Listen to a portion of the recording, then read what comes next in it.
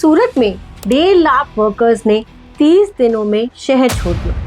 कुछ वर्कर्स ने एएनआई को बताया कि उनके पास काम तो था, लेकिन कुकिंग गैस इतनी महंगी हो गई थी कि रहना इम्पॉसिबल था। ब्लैक मार्केट में एलपीजी 500 रुपए पर केजी मिल रहा था। गौरव मित्तल, सीएफओ रैक एक्सट्रूशंस दिल्ली, उन्होंने बिजनेस स्टैंडर्ड को बताया उनकी फैक्ट्री पिछले 7 दिनों से बंद है। क्यों?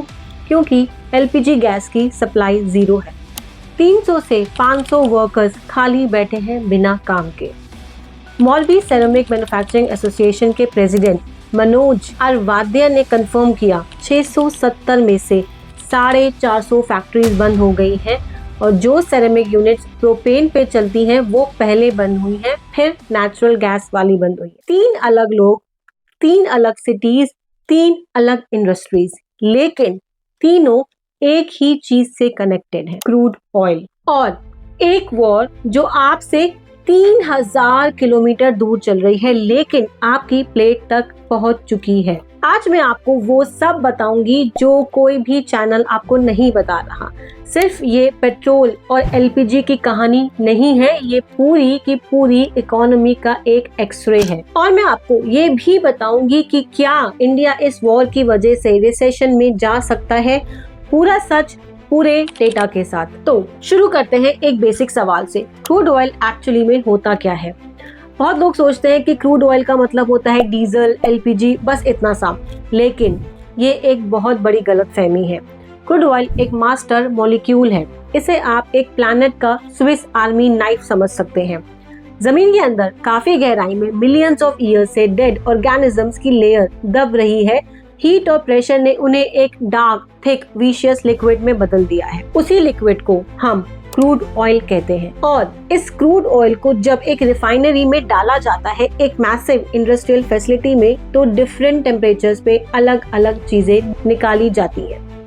सबसे ऊपर आता है जो सबसे हल्का होता है, एलपीजी, आपके घर का सिलेंडर। उसके नीचे आता है नैप्था, ये बहुत इंटरेस्टिंग है, इसके ऊपर मैं बाद में आऊंगी। इसके बाद आता है पेट्रोल, आपकी कार का फ्यूल। फिर आता है केरोसिन, जिससे एविएशन टरबाइन फ्यूल बनता है। फिर डीजल, ट्रक्स, जनरेटर्स, इकोनॉमी का रियल इंजन। और सबसे नीचे सबसे भारी बिटुमेन, यानी कि तार, जिससे रोड्स बनाई जाती है। लेकिन ये तो सिर्फ चीजें हैं जो आप जानते हैं। मैं आपको अब वो दिखाऊंगी जो आप बिल्कुल जानते ही नहीं हैं। इंडिया में 14 करोड़ किसान हैं। सोचो इनके लिए सबसे जरूरी इनपुट क्या है? बीज, पानी। लेकिन एक और चीज है जिसके बिना इनका काम अधूरा है, यूरिया, दुनिया का सबसे पॉपुलर फर्टिलाइजर। नेचुरल गैस का एक मॉलिक्यूल मीथेन एक कॉम्प्लेक्स प्रोसेस से गुजरता है जिसे हैबर-बॉश प्रोसेस कहते हैं। इससे पहले अमोनिया बनाया जाता है, फिर अमोनिया और CO2 मिलके यूरिया बनाते हैं। ये वही यूरिया है जो आपके किसान आपके खेत में डालते हैं। और इंडिया में नेचुरल गैस का 50% हिस्सा इम्पोर्टेड है और उसमें से भी बहुत बड़ा पोर्शन स्ट्रेट ऑफ हॉर्मुज से होके हमारे इंडिया में आता है। तो सोचिए, अगर नेचुरल गैस सप्लाई डिस्टर्ब हो, यूरिया प्रोडक्शन कम होगी, किसान के पास फर्टिलाइजर नहीं होगा, यील्ड गिरेगा और आपके व्हीट, राइस, कॉर्न सब महंगा हो जाएगा।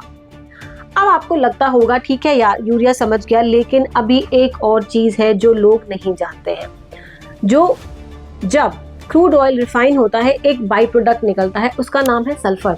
आप सोचेंगे ये तो एक वेस्ट होगा, गलत। सल्फर से सल्फ्यूरिक एसिड बनता है, दुनिया का सबसे ज्यादा प्रोड्यूस होने वाला केमिकल। और सल्फ्यूरिक एसिड से बनते हैं फॉस्फेट फर्टिलाइजर्स और पोटेश फर्टिलाइजर्स। इंडिया अपना 90% फॉस्फेट फर्टिलाइजर इंपोर्ट करता है, मोरक्को, जॉर्डन, इजिप्ट से। लेकिन उन्हें माइंस तक पहुंचाने के लिए शिप्स चाहिए, शिप्स के लिए फ्यूल चाहिए और फ्यूल का प्राइस वही क्रूड ऑयल से तय होता है। तो जब वॉर होती है, फ्यूल महंगा होता है, शिपिंग कॉस्ट बढ़ती है, फॉस्फेट महंगा हो जाता है, फर्टिलाइजर्स महंगे हो जाते हैं और आपके लिए फूड महंगा हो जाता है। एक डोमिनो चेन है और पहला डोमिनो वही क्रूड ऑयल से शुरू होता है। अब मैं आपको वो बताती हूँ जहाँ लोग जनरली पहुंच ही नहीं रहे हैं। क्रूड ऑयल की रिफाइनिंग से जो नैप्था निकलता है, यहाँ से एक अलग ही दुनिया शुरू हो जाती है। नैप्था को क्रैकिंग प्रोसेस से गुजारा जाता है। इससे 3 चीजें निकाली जाती हैं, एथिलीन, प्रोपिलीन और बेंजीन। ये 3 मॉलिक्यूल्स मॉडर्न इकोनॉमी का इनविजिबल बैकबोन है। एथिलीन से बनता है पॉलीथिलीन प्लास्टिक, हर पैकेजिंग, हर बैग, हर बॉटल्स, हर पाइप। प्रोपिलीन से बनता है पॉलीप्रोपिलीन, आपके कार पार्ट्स, मेडिकल इक्विपमेंट, सब कुछ। और बेंजीन से एक बहुत लंबा चेन शुरू हो जाता है और इस चेन का एंड पहुंचता है आपकी दवाई के स्ट्रिप तक। और ये बात जनरल पब्लिक को पता भी नहीं है। हम दुनिया के फार्मेसी हैं, 200 से ज्यादा कंट्रीज को जेनरिक मेडिसिन बेचते हैं, लेकिन एक चीज छुपाई जाती है। 80% of India's active pharmaceutical ingredients, मतलब कि वो रॉ मटेरियल जो दवाई बनाने में लगते हैं, वो पेट्रोकेमिकल फीडस्टॉक से डिराइव होते हैं।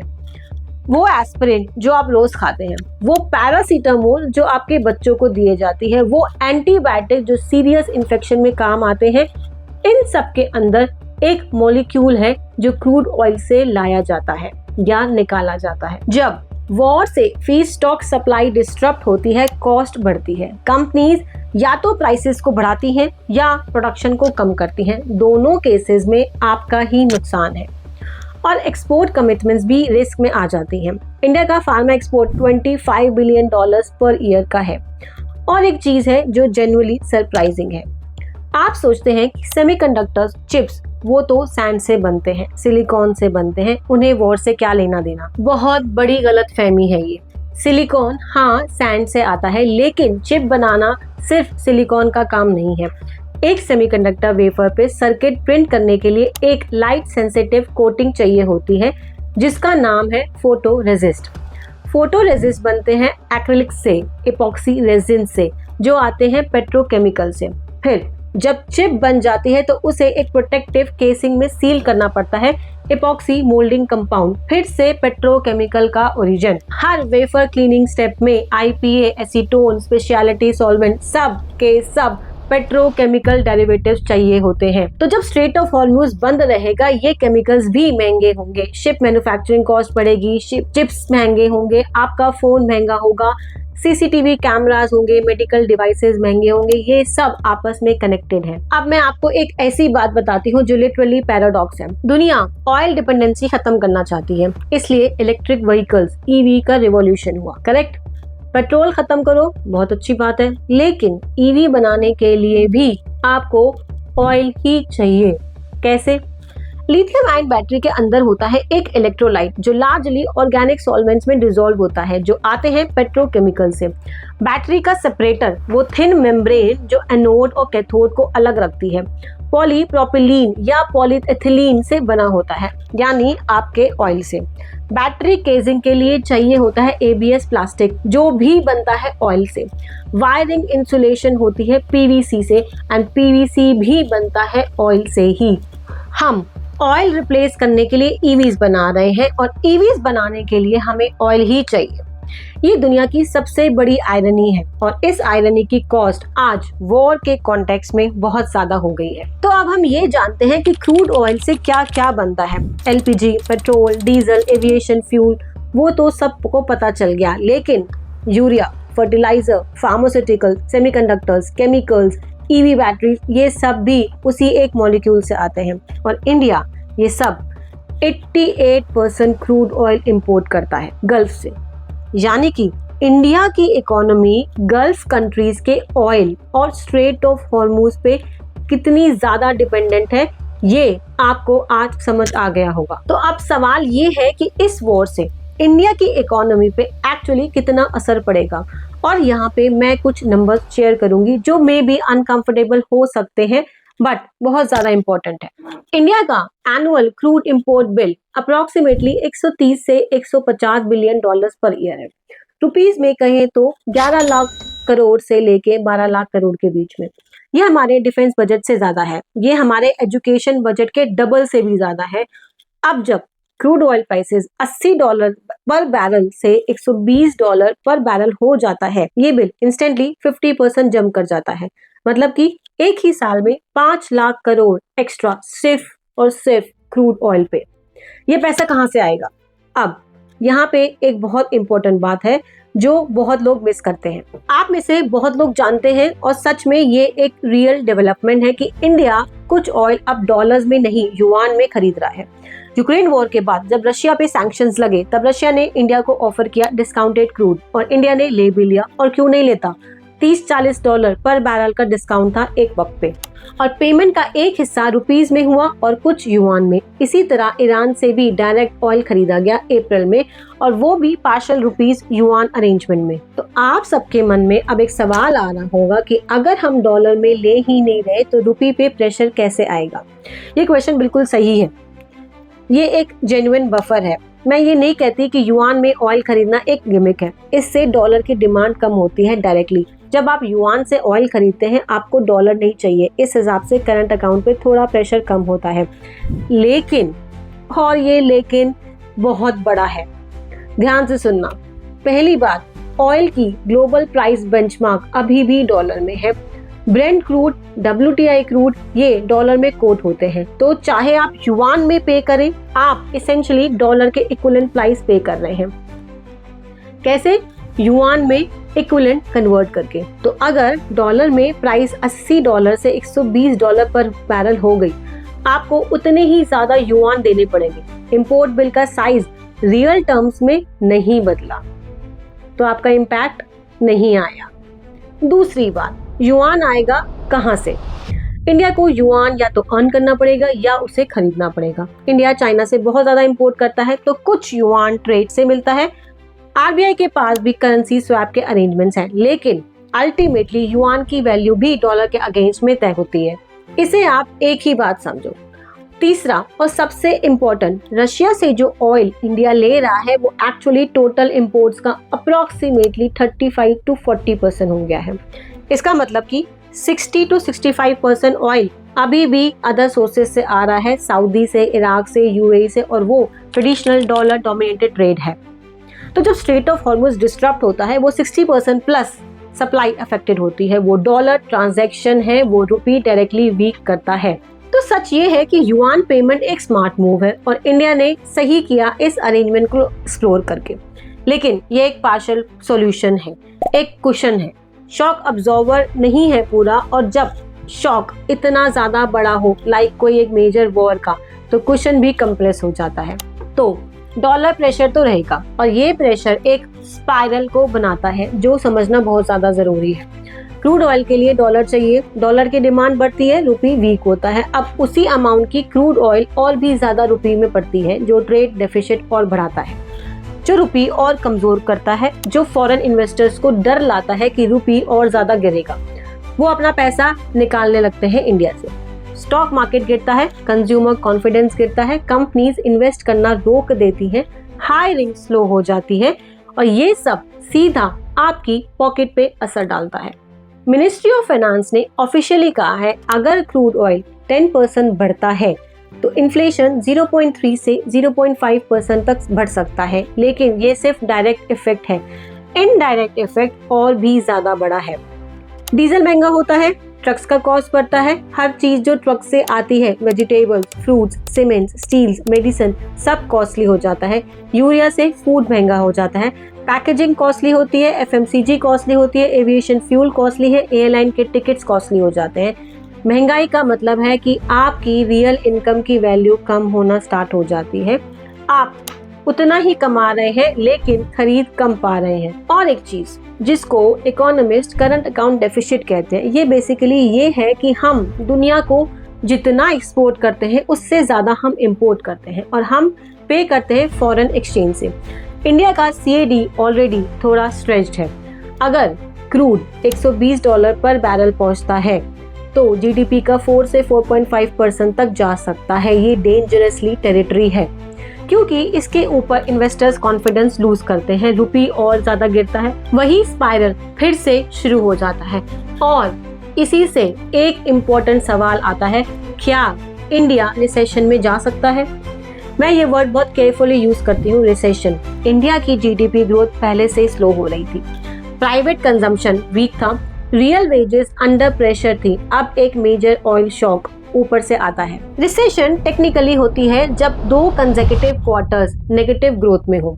इंडिया टेक्निकली अभी उस लेवल पे नहीं है, लेकिन अगर वॉर लंबा खिंचा, स्ट्रेट ऑफ हॉर्मूज 3 से 6 महीने तक बंद रहा, रुपी 95 क्रॉस करे, महंगाई 7 से 8% के ऊपर जाए और FIIs एग्जिट करते रहे, तो इंडिया के लिए 26-27 का सेकेंड हाफ बहुत डिफिकल्ट हो सकता है। शायद रिसेशन नहीं, लेकिन जो हम इकोनॉमिस्ट ग्रोथ रिसेशन कहते हैं, जहां इकोनॉमी टेक्निकली पॉजिटिव है लेकिन इतनी स्लो कि लाखों लोग अनएम्प्लॉयमेंट जैसा फील करते हो, वो हो सकता है। और वो लोग जो पहले से फील कर रहे हैं वो हैं मौलवी के सेरेमिक वर्कर्स, सूरत के टेक्सटाइल लेबरर्स, हरियाणा के बासमती मिल वर्कर्स। उनके लिए तो रिसेशन ऑलरेडी आ चुका है, ये पहले भी हुआ है और इस हिस्ट्री को जानना आज के कॉन्टेक्स्ट में बहुत ज्यादा जरूरी है। 1973 अक्टूबर में अरब देशों ने अमेरिका और यूरोप को ऑयल एम्बार्गो लगा दिया। वजह क्या थी? इजराइल अरब वॉर में वेस्टर्न सपोर्ट। अमेरिका में पेट्रोल स्टेशंस पे घंटों की क्यू लग गई। ब्रिटेन ने 3 दिन वर्क वीक डिक्लेयर कर दिया। फैक्ट्रीज इतनी ही चल सकती थी क्योंकि एनर्जी नहीं थी। जापान में सुपरमार्केट से टॉयलेट पेपर और सोप रातों रात गायब हो गए क्योंकि लोग स्टॉक पाइलिंग करने लग गए।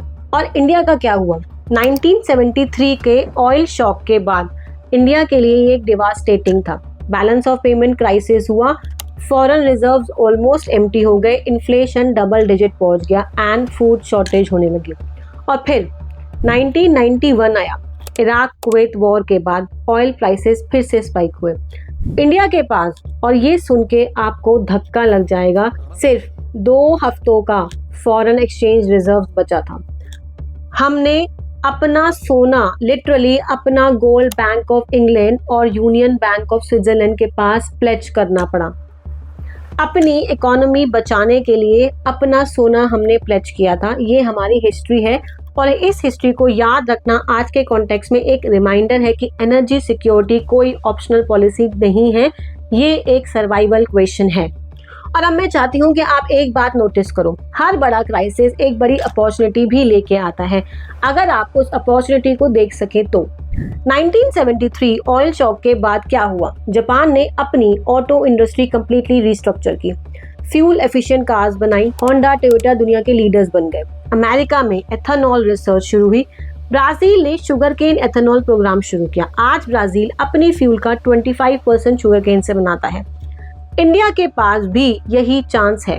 हम 20% एथेनॉल ब्लेंडिंग टारगेट पहले ही ले चुके हैं पेट्रोल में। शुगर केन, मेज, डैमेज ग्रेन से फुल इम्प्लीमेंटेशन से 30,000 करोड़ पर ईयर की क्रूड सेविंग हो सकती है। इंडिया के पास दुनिया का 4th लार्जेस्ट कोल रिजर्व है। कोल गैसिफिकेशन से सिन गैस निकाला जा सकता है। सिन गैस से फर्टिलाइजर, सिन गैस से केमिकल्स, पेट्रोकेमिकल्स, विदाउट पेट्रोलियम काम हो रहा है, लेकिन स्पीड बढ़ानी होगी। Rooftop solar plus EV combination. अगर आप एक इंडियन फैमिली है जो सोलर लगाती है और ईवी खरीदते हैं, आपकी इलेक्ट्रिसिटी कॉस्ट डोमेस्टिक हो जाती है। No Gulf dependency at all. 1.5 lakh का इन्वेस्टमेंट 4 से 5 साल में ब्रेक इवन तक आपको पहुंचा सकता है। और एक आखिरी अपॉर्चुनिटी, दुनिया को एनर्जी ट्रांजिशन इंजीनियर्स चाहिए, सोलर प्रोजेक्ट मैनेजर्स चाहिए, बैटरी स्टोरेज स्पेशलिस्ट चाहिए, ग्रीन हाइड्रोजन एक्सपर्ट्स चाहिए। इंडिया के इंजीनियरिंग ग्रेजुएट्स आपके लिए ये एक नेक्स्ट डेकेड का बिगेस्ट करियर अपॉर्चुनिटी हो सकता है। हम इंडिया में बहुत बड़ी इकोनॉमिक स्टोरी के बीच में हैं। एक ऐसा देश जहां 140 करोड़ लोगों की एस्पिरेशंस हैं, जहां एक टीनेजर कोटा में पढ़ के IIT जाने चाहता है, जहां एक किसान अपने बेटे को शहर में भेजता है बेहतर जिंदगी के लिए, जहां एक फार्मिस्ट हैदराबाद में सोचता है कि अगर रॉ मटेरियल्स नहीं आए तो वो अपनी फैक्ट्री कैसे चलाएगा। ये एस्पिरेशंस फुलफिल करने के लिए इकोनॉमी का स्टेबल रहना बहुत ज़रूरी है, और इकोनॉमी स्टेबल तभी रहती है जब एनर्जी सप्लाई स्टेबल हो। इस वॉर ने हमें एक ब्रूटल याद दिला दिया है कि एनर्जी इंडिपेंडेंस सिर्फ एक पॉलिसी गोल नहीं है, ये एक सर्वाइवल क्वेश्चन है। मौलवी में जो सेरेमिक फैक्ट्री बंद हुई, सूरत में जो टेक्सटाइल वर्कर्स घर वापस गया, पंजाब में जो किसान यूरिया की बोरी हाथ में लिए खड़ा है, ये सब नंबर्स नहीं है, ये लोग हैं। और ये लोग इस वॉर के कोलैटरल डैमेज नहीं है, ये इस वॉर के पहले शिकार हैं। और जब तक हम ये समझते रहें कि ग्लोबल इवेंट्स हमारे घर तक कैसे पहुंचता है, तब तक हम बेटर डिसीजंस ले सकते हैं। अपनी इकोनॉमी के बारे में, अपने पर्सनल फाइनेंस के बारे में, अपनी गवर्नमेंट से क्या मांगना है उसके बारे में। यही इस चैनल का मकसद है। अगर आपको ये वीडियो यूजफुल लगा हो तो उन लोगों के साथ ज़रूर शेयर करें जो सोच रहे हैं कि ये वॉर उनसे दूर है। ये दूर नहीं है, ये आपके घर तक, आपकी प्लेट तक आ चुकी है और इसे समझना पहला कदम है तैयारी का। वीडियो अगर अच्छी लगी हो तो लाइक करना, शेयर करना, सब्सक्राइब करना और बेल आइकन को दबाना मत भूलना। मिलते हैं नेक्स्ट वीडियो में, तब तक के लिए stay informed, stay curious, take care and bye bye.